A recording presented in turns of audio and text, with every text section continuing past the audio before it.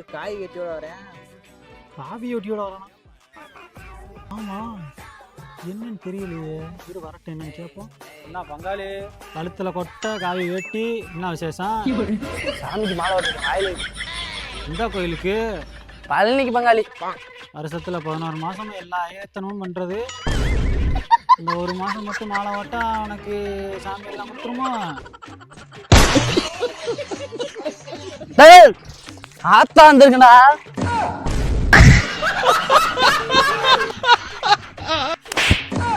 பழனியில எந்த ஆத்தாடா வந்து குடியிருக்கு? கூட எதுக்கு நீ மாலை ஓட்டுற அடிச்சீங்க?